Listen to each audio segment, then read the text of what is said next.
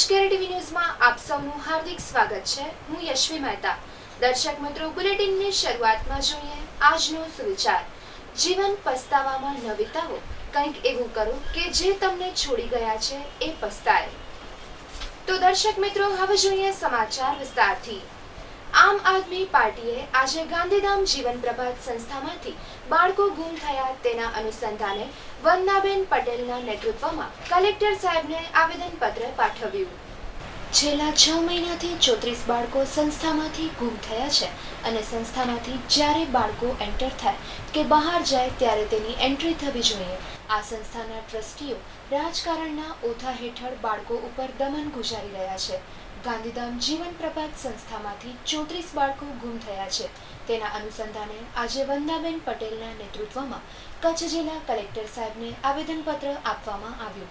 જ્યારે આમ આદમી પાર્ટી દ્વારા 21 તારીખના પ્રેસ કોન્ફરન્સ બોલાવી તે પછી આ સંસ્થાએ પોલીસ તંત્રનો દુરુપયોગ કર્યો અને પરમ દિવસે જાનકીબેનના ઘરે પોલીસ ગઈ હતી અને તેમણે શું લખ્યું છે ને શું નહીં। ધરણાનો કાર્યક્રમ 3 દિવસ પહેલા જાહેર કરી દીધો હતો। આ સંસ્થાવાળાનો ખોટો રિપોર્ટ પણ છે તેવું વંદનાબેને જણાવ્યું હતું। તો અમે સંસ્થા પાસે રજીસ્ટ્રેશનની માગણી કરી છે। સંસ્થાના જે ટ્રસ્ટીઓ છે એ લોકો બૌદ્ધિક સ્માર્ટનેસના ઓળાની છે અને રાજકીય નેતાઓના ઓથા તળે સંસ્થાની અંદર બાળકો ઉપર દમન ગુજારી રહ્યા છે। મેં ઘણા બધા બાળકોને મળવાનો પ્રયત્ન કર્યો છે જે લોકો સંસ્થામાં રહી ચૂકેલા છે।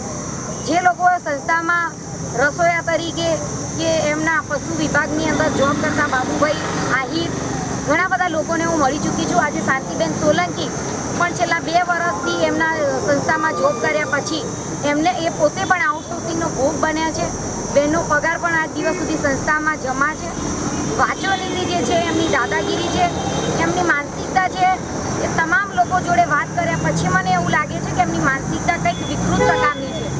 થોડાક સમય પહેલાં એક બાળકી હતી, એક દીકરી હતી, કુમારિકા હતી, એનું નામ પણ અત્યારે ડિક્લેર ન કરી શકાય, કોઈ પણ પીડિતાનું નામ ન બોલી શકાય, પણ નામ જોગ મને માહિતી મળી છે કે દીકરી આજે સંસ્થાની અંદર પ્રેગ્નન્ટ હતી। તો કેવી રીતે પ્રેગ્નન્ટ હતી? એનો મતલબ એ થાય છે કે આજે સંસ્થા જો અમને વિઝિટ લેતા રોકતી હોય, પુરાવાઓ ખોટા ઊભા કરતી હોય। મહત્ત્વની વાત તો એ છે આમાં વાસણભાઈ આહિર પણ ખૂબ વ્યાપક પ્રમાણમાં સંકળાયેલા છે, વાંચોનિધિના બચાવમાં ઉતરી આવેલા છે અને એમના કહેવાથી પ્રશાસને પરમ દિવસે શાંતિબેનના ઘરે પણ પોલીસના લોકો ગયા હતા અને એમને શું લખ્યું છે કે બેન પોતે અભણ છે, અક્ષર જ્ઞાન નથી, વાંચી લખી શકતા નથી અને એમની ઉપર માત્ર ને માત્ર અંગૂઠો કરવડાય। જાનકીબેન 9 વર્ષથી આ સંસ્થામાં કામ કરતા હતા અને તેમના બાળકો પણ આ જીવન પ્રભાત સંસ્થામાં ભણી ચૂક્યા છે, પરંતુ તેઓએ જ્યારે આ સંસ્થાની પોલ ખોલી ત્યારે આ બેનને પણ નોકરીમાંથી છૂટા કરી દેવામાં આવ્યા હતા। તેનો મતલબ એ થાય છે કે આ સંસ્થા વિરુદ્ધ જે કોઈ બી બોલે તેને પોલીસ દ્વારા પણ કનડગત કરવામાં આવે છે। તો આ બાબતે શું જણાવી રહ્યા છે જાનકીબેન, સાંભળીએ તેમના શબ્દોમાં। મારો છોકરો પહેલે 1 વર્ષનો હતો ત્યાં તો કે સહારો છે, પછી 9 વર્ષ મને 24 કલાક નોકરી કરાવી, મિટિંગો કરે, ધમકી દે અમને, મારા છોકરાને કાઢી મૂકી, તમને કાઢી મૂકી, મજબૂર હતી, ઘરનું માણસ નથી, ગરીબ છું ભાઈ, નાના છોકરા ક્યાં લઈ જાઓ? 24 કલાક નોકરી કરાવતા હતા। મારા છોકરા 2 કેસ કર્યો તો છોકરાએ ધમકી આપતા હતા, તમને રોડ ઉપર રાખી આપશું, તમને જંગલમાં રાખી આપશું, તમને પીટી નાખશું। એટલો અત્યાચાર મારા છોકરા ઉપર પાછળ પણ કર્યો હતો। હું 1 વર્ષ પહેલાં નીકળી, 1 વર્ષમાં મારા છોકરાની કાઢી નાખ્યા। આ તો વચ્ચે ભણતર 6 મહિનાની ભણતરમાં 9 વર્ષ 2000માં નોકરી કરી, 2000 રૂપિયામાં 24 કલાક જો હત્યા કર્યો મારા ઉપર। પોલીસવાળા લખી જાય, મારો અંગૂઠા મારી જાય પણ કાંઈ જવાબ ના આપ્યો, તમને ન્યાય આપી પછી મુક્તિનો દંડ માંગ્યો ત્યારે તો મને સાહેબ દેવરાવી કે તમને ન્યાય આપી દેશે મામલતદારમાં, તો મને ન્યાય ના મળ્યો। મારા છોકરા આજ પણ નથી, મારા કડે એડમિશન નથી થતા છોકરાનું ક્યાંય પણ સ્કૂલમાં। હું એટલો અત્યારે મારી પરિસ્થિતિ એટલી છે કે ઘરમાં ખાવા પણ નથી। મારી છોકરી 18 વર્ષની ઉંમરના છે પણ એને લગ્ન માટે પૈસા નથી, કેમ કે સસ્તામાં 9 વર્ષ હું 2000માં હું નોકરી કરતી હતી, ક્યાંથી પૈસા અત્યારે 1.5-2 વર્ષ થયા છે મારા છોકરાની ઉઘરાણી કરીને ખવડાવું। તમે સરખી રીતના કામ કરો નહીતર છૂટા થઈ જાઓ, આવી ધમકીઓ જાનકીબેનને આપવામાં આવતી હતી।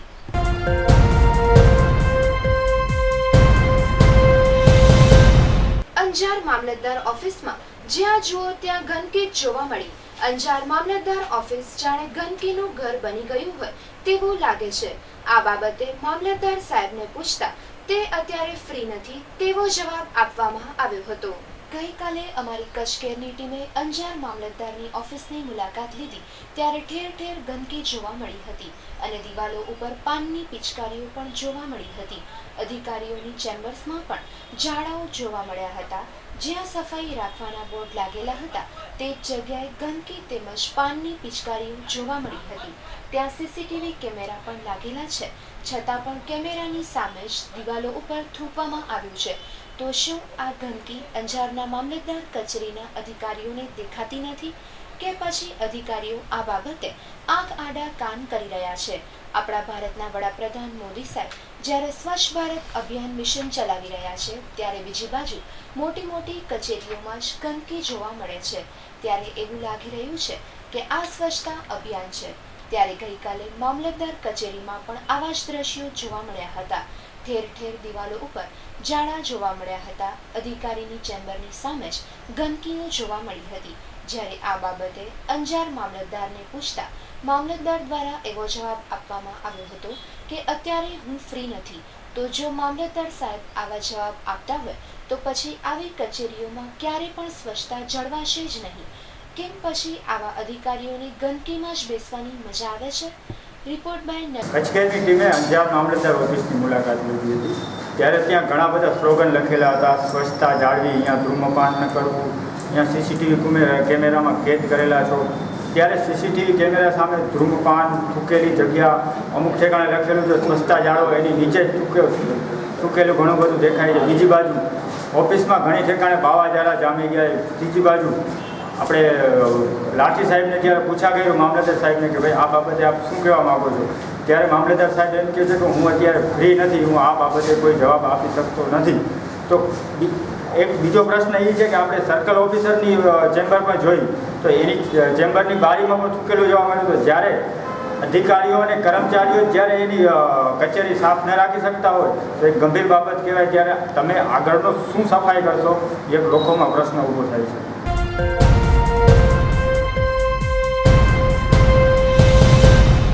ભુજની સેન્ટ ઝેવિયર્સ અને ગાંધીધામની માઉન્ટ કાર્બન સ્કૂલની દબંગગીરી. એડમિશન મુદ્દે બબાલ.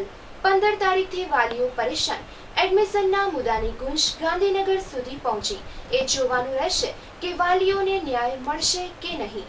છેલ્લા 15 દિવસથી વાલીઓ એડમિશન માટે ક્યારેક તાલુકામાં તો ક્યારેક જિલ્લામાં અને આજે કલેક્ટર ઓફિસ સુધી પહોંચ્યા અને તેની ગુંજ ગાંધીનગર સુધી પહોંચી તે કેટલું યોગ્ય? એ લોકો એવું બતાવે છે કે આ લઘુમતી સંસ્થાઓ છે, એટલે લઘુમતી સંસ્થાઓનું એક ડીંડોળું એટલે ડીંડક મારી અને પ્રશાસનને મિસગાઈડ કરી રહ્યા છે. એ સંસ્થાઓ એઝ પર ચેરિટેબલ એક્ટ હેઠળ નોંધાયેલી છે અને ચેરિટેબલ ટ્રસ્ટ જે છે એ સાર્વજનિક ટ્રસ્ટ હોય છે. સાર્વજનિક ટ્રસ્ટમાં સર્વજન તમામ લોકો જે નબળા, પછાત કે સાહુકાર હોય કે ના ગમે તેટલા નબળા હોય એમને પણ એડમિશન આપવું જોઈએ. એ admission right to education act હેઠળ મફત અને ફરજિયાત શિક્ષણ આપવાનો અધિકાર છે. એ ભારતીય બંધારણે ભારતની જનતાને આ અધિકાર આપ્યા છે. એ અધિકાર કોઈ એક વ્યક્તિગત નથી કે કોઈ સંસ્થાકીય અધિકારો નથી.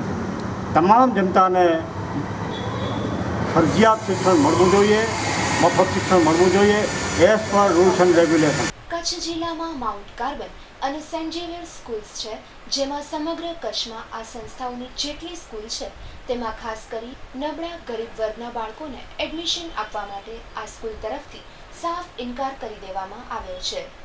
આરટી અંતર્ગત અનુસૂચિત જાતિના વિદ્યાર્થીઓને જે એડમિશન આપવામાં આવેલા છે તે એડમિશનમાં અમુક સ્કૂલો દ્વારા લઘુમતી સ્કૂલ છે એ મુદ્દાએ એમને એડમિશન આપવામાં આનાકાની કરવામાં આવેલા છે.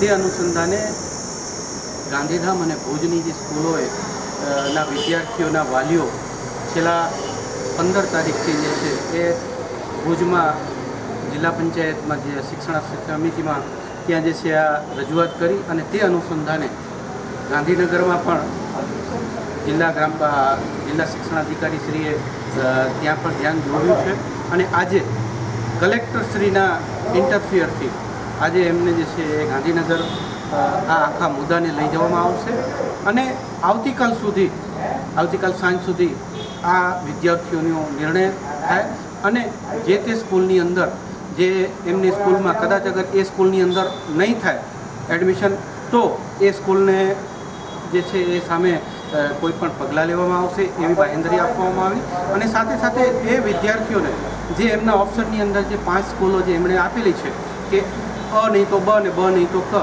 તો તે સ્કૂલોની અંદર એમને એડમિશન આપવામાં આવશે તેવી તંત્ર દ્વારા ખાતરી આપવામાં આવી. સાહેબ, એક વસ્તુ છે કે એડમિશન આજનો મુદ્દો છે, આ મુદ્દો ગાંધીનગર સુધી જવો યોગ્ય છે? સાહેબ, આમની પાસે જે સ્કૂલો પાસે એક મુદ્દો છે કે અમારી સ્કૂલ જે છે એ લઘુમતીની સ્કૂલ છે અને લઘુમતીની સ્કૂલના પણ અમુક કાયદાઓ હોય છે, નીતિ નિયમો હોય છે, તે કારણે આ મુદ્દાને જે છે એ ગાંધીનગર સુધી લઈ જવો પડ્યો છે. આના પછી એ કદાચ જબરજસ્તી એ લોકો એડમિશન કરશે તો સ્કૂલ તરફથી શોષણ ન થાય એવું તમને લાગે છે? ના, એવું તો કાંઈ નહીં થાય. જી, એવું કોઈ પણ અગર આપ કહો છો એવું કંઈ થશે નહીં ને અગર થશે તો અમે બધા શેના માટે બેઠા છીએ? સાહેબ, આ આટલા 15 તારીખથી ધક્કા ખાઈ છે છતાં કોઈ નિવાડો નથી આવતો, આના પછી એ લોકોને ધક્કા ખાવા એમની પાસે 30 તારીખ સુધી જે છે એડમિશન આપવાનું, 25 તારીખથી 30 તારીખ સુધી એમની પાસે જે છે એ સમય હતો. એટલે 30 તારીખ પરમ દિવસે પૂરી થઈ છે. એટલે ગઈકાલે 31મી તારીખે બધા વાલીઓ અહીં આવ્યા હતા અને પછી એટલા માટે જ આજે જે છે કલેક્ટર સાહેબને જે છે એ આ મુદ્દા માટે કલેક્ટર સાહેબ પાસે અહીં આવે છે. એક બાજુ શિક્ષણ માટે મોટા મોટા કાયદા આવે છે, નવા વસ્તુઓ આવે છે, ત્યારે વાલીઓને એટલા ધક્કા ખાવા પડે એ કેટલા યોગ્ય કહેવાય? ભાઈ, સરકાર જે છે એ તો વંચિતોના વિકાસ માટે જ આ બધું કરી રહી છે, પણ લઘુમતીનો એક મુદ્દો લઈ અને આ સ્કૂલો જે છે કરી રહી છે. એટલા માટે લઘુમતીના મુદ્દા માટે જ આપણે જે છે અત્યારે ગાંધીનગર માટે તંત્ર દ્વારા જે છે કે ભાઈ આ લઘુમતીનો મુદ્દો જે છે એ આ લોકો આપે છે કે ભાઈ અમે લઘુમતીના કારણે એમને એડમિશન ના આપી શકીએ. આવો એમના જે પણ એમનો જે કાયદો છે એની અંદર પણ હશે એવું. એટલા માટે આમાં સ્કૂલ સાચી છે કે વાલી સાચા છે? બધા સાચા છે. હા, બરાબર છે. કારણ કે સ્કૂલની અંદર જે છે એ લોકો લઘુમતીનો મુદ્દો આપે છે કે ભાઈ લઘુમતી છે. હવે આ લોકો જે છે ગાંધીનગર તંત્રને ત્યાં પૂછાવશે કે ભાઈ લઘુમતીનો મુદ્દો છે એટલે અમે આગળ શું કરીએ. અને વિદ્યાર્થી વાલીઓને જે છે કોઈ પણની ચિંતા કરવાની જરૂર નથી. રાજ્ય સરકાર જે છે એ એમને 5 સ્કૂલનો જે ઓપ્શન આપેલો છે, અગર આ સ્કૂલ નહીં તો બીજી સ્કૂલમાં પણ એમને એડમિશન આપશે અને કોઈ પણ લોકોને જે છે શિક્ષણ વગર વંચિત રહેવામાં નહીં ખાવા છતાં જ્યારે કલેક્ટર સાહેબ દ્વારા હજુ 2 દિવસમાં નિયમ આવી જશે તેવું જણાવવામાં આવ્યું હતું, જ્યારે લેખિતમાં આપવાનું કલેક્ટર સાહેબ દ્વારા કહેવામાં આવ્યું હતું.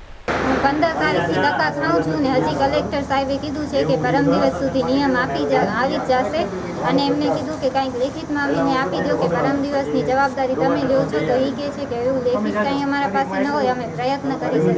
અમારી માંગ એ છે કે સેન્ટ ઝેવિયર્સમાં જ અમારું એડમિશન થવું જોઈએ મારા છોકરાનું. જો સેન્ટ ઝેવિયર્સમાં જ ન થાય તો કાંઈ સ્કૂલ બંધ થવી જોઈએ ને મારા છોકરાને બીજી સ્કૂલમાં એડમિશન થશે તો જ અમે એક્સેપ્ટ કરશું. અને જો અમારા છોકરાને એડમિશન નહીં મળે તો આ વર્ષે આરટીના જેટલા છોકરાને એડમિશન નથી છે બધીનું એડમિશન કેન્સલ થવું જોઈએ.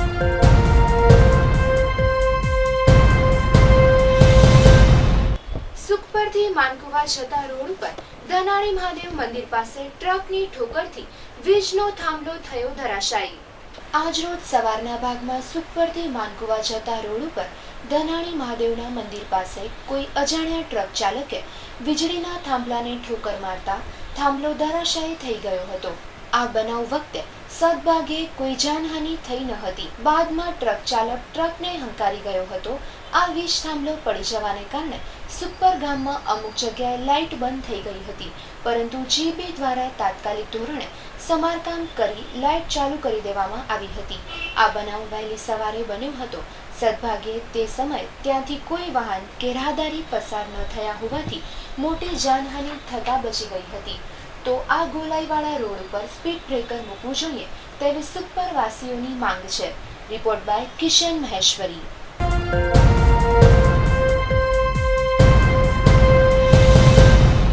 ભુજના સંજોગનગર 3 રસ્તા પાસેથી એક મહિલા સહિત 3 બાંગ્લાદેશી ઝડપાયા અને સરહદી જિલ્લામાં જોખમી કારસ્તાન ખુલ્યું. ભુજના યુવાન સાથે લગ્ન કર્યા, 510 નકલી નોટ પણ મળી આવી, નલિયામાં બોગસ આધાર કાર્ડ, પાન કાર્ડ પણ બની ગયા અને ભુજ એસઓજી દ્વારા કાર્યવાહી કરવામાં આવી તો એ ડિવિઝનમાં ગુનો નોંધી વધુ તપાસ હાથ ધરાઈ છે. ભુજના સંજોગનગરમાંથી એક મહિલા સહિત 3 બાંગ્લાદેશીને ભુજ એસઓજી દ્વારા ઝડપી પાડવામાં આવ્યા છે. આ દરમિયાન મહિલા પાસેથી આધાર કાર્ડ, પાન કાર્ડ તેમજ 510 નકલી નોટો મળી આવતા તમામ એજન્સી સતર્ક થઈ ગઈ છે. પોલીસ સૂત્રોમાંથી મળતી વિગતો અનુસાર એસઓજી ટીમ તથા પેરેલ ફ્લો સ્ક્વોડને મળેલી બાતમીના આધારે ભુજના સંજોગનગર 3 રસ્તા પાસે શંકાસ્પદ હાલતમાં 3 બાંગ્લાદેશી નાગરિક ફરી રહ્યા છે.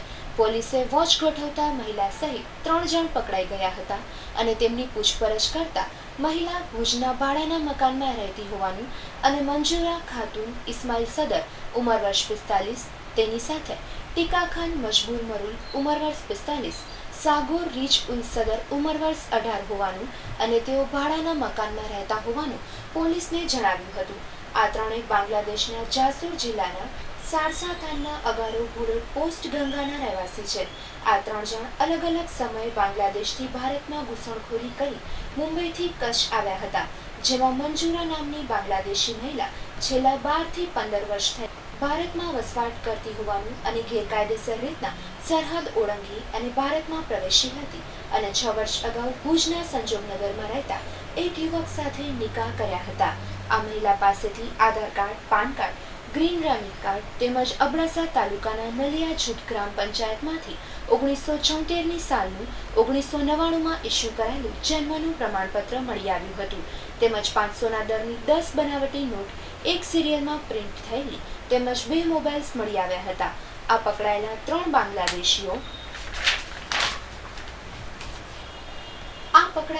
બાંગ્લાદેશીઓ એકબીજાના સગા થાય છે. જ્યારે મહિલા ટીકા ખાનની માસીની દીકરી થાય છે, જ્યારે સાજોરની મંજુરા ફઈ થાય છે. જ્યારે સાજોર મજૂરી કામ માટે 20 દિવસ પહેલા સરહદ ઓળંગી અને ભારત આવ્યો હતો ત્યારે ટીકા ખાન પાસપોર્ટ વિઝા પર ભારત આવ્યો છે. તેની પાસે બાંગ્લાદેશનો પણ પાસપોર્ટ છે તેમ મંજુરા તેમજ સાજોરની ખબર કાઢવા આવ્યો હતો. જ્યારે મહિલાએ જેની સાથે નિકાહ કર્યા છે તે એક ખાનગી ટ્રાવેલ્સમાં નોકરી કરે છે અને છૂટકમાં બસ પણ ચલાવે છે તેવું મહિલાએ જણાવ્યું હતું. આમ પણ અવારનવાર બાંગ્લાદેશીઓ ભારતમાં ઘૂસી અને ભારતમાં જ સ્થાયી થઈ જાય છે. તો શું આ બાબતે તંત્રને કોઈ જાણ નથી હોતી?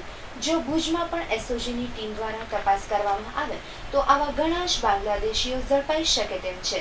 આની આગળની તપાસ એ ડિવિઝનને સોંપવામાં આવી છે. આ બાબતે મહિલાના પતિની પણ ધરપકડ કરવાની તજવીજ પણ હાથ ધરવામાં આવી છે. Story by Pravin Ahir.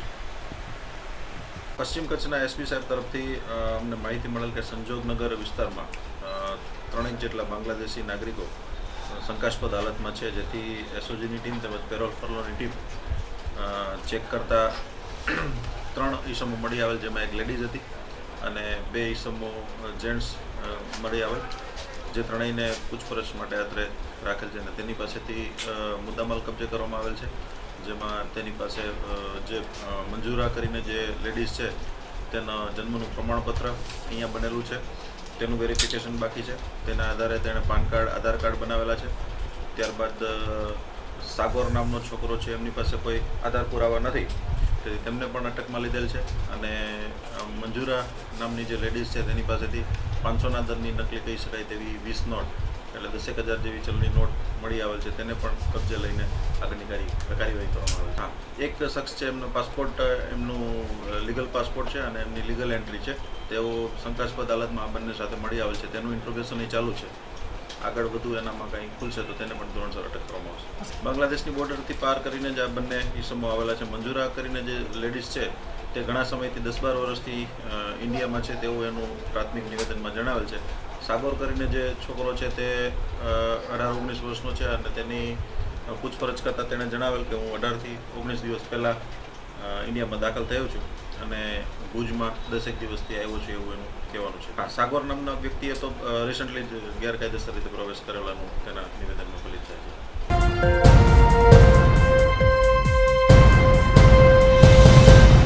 અંજારમાં બેરોકટોક ચાલતા દારૂને આંકડાના અડ્ડાઓ અંજાર પીએસઆઈને આંકડા દારૂ વિશે જાણ કરતા અંજાર પીએસઆઈ કહે છે, ગાંધીનગર રજૂઆત કરું તો આનો મતલબ એ કે ગાંધીનગરથી છૂટ અપાય છે કે શું? પીએસઆઈ પાસે જવાબ ન હોતા ગાંધીનગરનું બાનું કાઢ્યું. અંજાર ગામની અંદર ખુલ્લેઆમ પોલીસના નાક નીચે ચાલી રહ્યા છે દારૂના આંકડાના અડ્ડાઓ. તો શું પોલીસ જાણી જોઈને આ ખાડા કાન કરી રહી છે કે પછી કોઈ વ્યવહાર કરવામાં આવે છે? અંજારના શૈલેન્દ્રસિંહના ખુલ્લેઆમ આંકડા અડ્ડાઓ ચાલી રહ્યા છે ત્યારે પોલીસ જાણે તેમને છાવરી રહી હોય તેવું લાગી રહ્યું છે. જ્યારે આ બાબતે અંજાર પીએસઆઈને જાણ કરતા પીએસઆઈએ આ બાબતે ગાંધીનગર રજૂઆત કરવાનું જણાવ્યું. આ બાબત ભાઈ તો કોઈ આમાં તો કોઈ આપતું હશે બટ વાત કરો છો એમાં તો નથી જ આપવાનું, તમને ખ્યાલ છે. તો પછી બોર્ડમાં વાત કરવાની જરૂર નથી. સાહેબ બોર્ડમાં નથી કરતા મારા સાહેબ. ના ના બોર્ડમાં બાઈટ આવે જ નહીં આમાંથી. બાઈટ તો આવે જ નહીં. પણ બાઈટ રજીસ્ટ્રેશન નું લેવો તો બાઈટ ગાંધીનગર છે ક્યાં છે? જેના જે મેઇન પોલીસ વડા છે એનું લઈ લો બાઈટ. તો બાઈટ આપે આ બધા બાઈટ આમાં આપે કોઈ બાઈટ તમે લખો. સાહેબ એક વસ્તુ છે, અમે કોઈ ઠેકાણે વિઝ્યુઅલ લીધો છે અને એમને કોઈ સ્ટોરી ચડાવી એ તમને ધ્યાનમાં દોરીને તમને પૂછીએ. ધ્યાનમાં દોરવાની વાત જ નથી. તમે જે પૂછી ધ્યાનમાં દોરીને પૂછી અમારું બાઈટ લેવાનું કહો છો. ધ્યાનમાં દોરતો તમે રજૂઆત કરો. ના ધ્યાન તમને મને મૌખિક પૂછો. હું ઇલેક્ટ્રોનિક મીડિયાથી સંકળાયેલો છું. ઇલેક્ટ્રોનિક મીડિયાથી સંકળાયેલો છું. જે વસ્તુ મેં વિડીયો લીધો એ તમારું સામે વર્ઝન લઈશ તો મને ખબર પડશે ને. તમે એને બતાવીને મને પૂછો બાકી તમે પૂછતા ના પડે છે એવું કહી દેજો. ઓકે. હાલમાં થોડા સમય પહેલા જ અમદાવાદની વિજિલન્સ ટીમે વરસામેડી પાસેથી અંજારની પોલીસને અંધારામાં રાખી અને દારૂ પકડ્યો હતો. આનાથી પહેલા પણ ઘણીવાર સોશિયલ મીડિયામાં પણ આવા બનાવો વાયરલ થયા છે.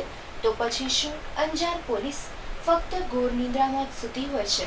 કારણ કે ના તો તેમને આંકડાના ધંધાઓ દેખાય છે, ના તો ધમધમતા દારૂના અડ્ડાઓ. જ્યારે કચ્છની ટીમે અંજાર પોલીસ મથકની મુલાકાત લીધી ત્યારે અંજાર પીએસઆઈ દ્વારા કોઈ જ સંતોષકારક જવાબ આપવામાં આવ્યો ન હતો. જ્યારે આંકડાના દારૂના અડ્ડાઓ બાબતે તેમની પાસે ઇન્ટરવ્યૂ માંગતા તેમણે ઇન્ટરવ્યૂ દેવાનો સાફ ઇનકાર કરી દીધો હતો અને ગાંધીનગરથી ઇન્ટરવ્યૂ પણ લેવાનું કહ્યું હતું. તો એવું લાગી રહ્યું છે કે હવે આવા આંકડાના અડ્ડાઓ ઉપર પણ વિજિલન્સ ટીમને જ દરોડા પાડવા પડશે. Report by Naresh Goswami. કચ્છની ટીમે અંજાર શહેરની મુલાકાત લીધી હતી ત્યારે અંજાર શહેરમાં દારૂ આંકડાઓના ખુલ્લેઆમ ચાલી રહ્યા છે. ત્યારે કચ્છની ટીમે અંજાર પીએસઆઈની સાથે વાત કરી તો ત્યારે એનું કહેવું એવું છે કે જો આ બાબતે હું બાઇટ નથી આપી શકતો કે એ ધ્યાનમાં છે કે અથવા આ લોકો જે આંકડા ચલાવે છે, દારૂ વેચે છે, એ દારૂ આંકડા ચલાવે પોલીસ સ્ટેશનની એ લોકોની ઉપરવટે એ લોકો કામ કરે છે. હકીકત શું છે? જો આ બાબતે અંજાર પોલીસ થોડીક સખ્ત થાય તો ગુના આવા આંકડાવાળા દારૂવાળા આવા ઓછા થઈ જાય અને જે લોકો જે આ દારૂના દૂષણથી હેરાન થાય છે એ લોકોને ઘણી બધી રાહત મળે.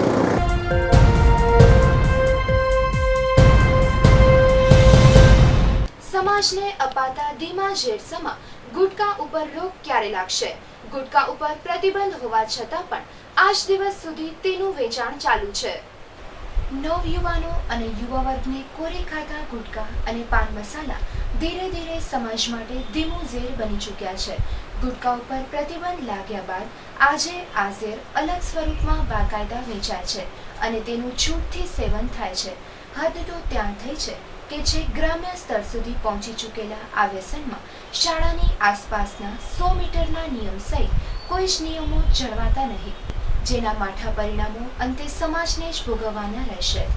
તો એક જ વાત કે દરેક જણને પહેલી અપીલ છે કે આ ખાવાનું અથવા વાપરવાનું બંધ કરો.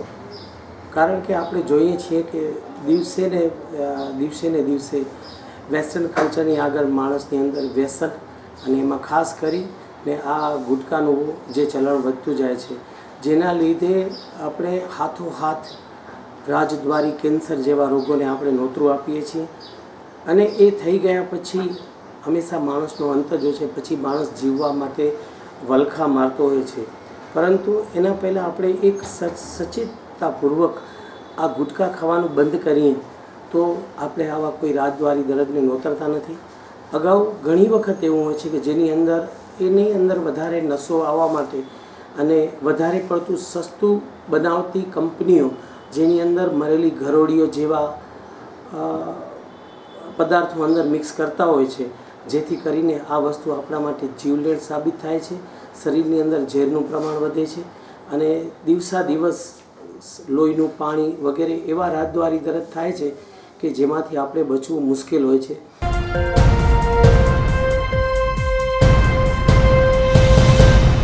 જેતપુરમાં આવતીકાલના રોજ ગુજરાત રાજ્યના મુખ્યમંત્રી વિજયભાઈ રૂપાણી નર્મદા નીરના વધામણા કરવા આવશે.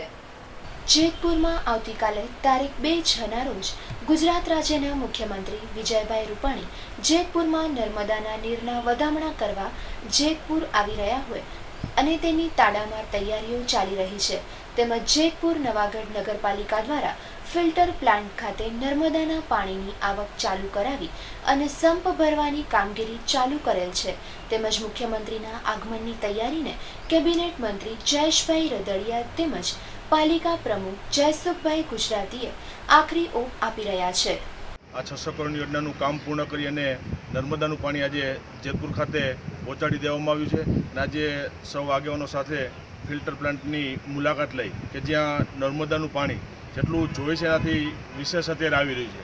અને જેતપુરમાં જે રીતે અમે 4 દિવસે પાણીનું વિતરણ કરતા હવેથી એકાત્રા પાણી વિતરણ કરવામાં આવશે. અને ગમે એવો ઉનાળાની પણ ખરાબ પરિસ્થિતિ ઊભી થઈ, ભાદર ડેમમાં પાણી નહોતું છતાં પણ એક હિંમતભર્યો નિર્ણય કરી અને જેતપુરની જનતાને પીવાના પાણી વગર રહેવા દીધી નથી. આજથી આ વિસ્તાર માટે નર્મદાનું નીર હવે કાયમી માટે ચાલુ કરવામાં આવશે.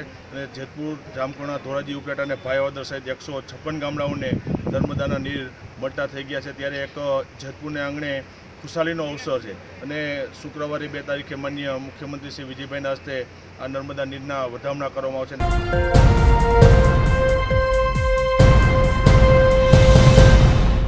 દર્શકોને જણાવવાનું કે કચ્છ કેરમાં પ્રસિદ્ધ થયેલ કોઈપણ જાહેર ખબરમાં જણાવેલ માહિતી અથવા ઉત્પાદન કે સેવા સંદર્ભે વિજ્ઞાપનદાતાએ કરેલ દાવા અંગેની સંપૂર્ણ જવાબદારી વિજ્ઞાપનદાતાની જ રહેશે અને કચ્છ કેરની કોઈપણ પ્રકારે જવાબદારી રહેશે નહીં.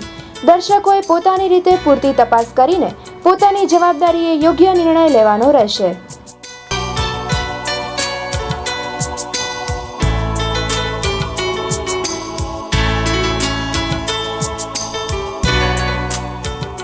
દર્શક મિત્રો, વધુ સમાચાર જોવા માટે જોતા રહો કચ્છ કેર ટીવી ન્યૂઝ.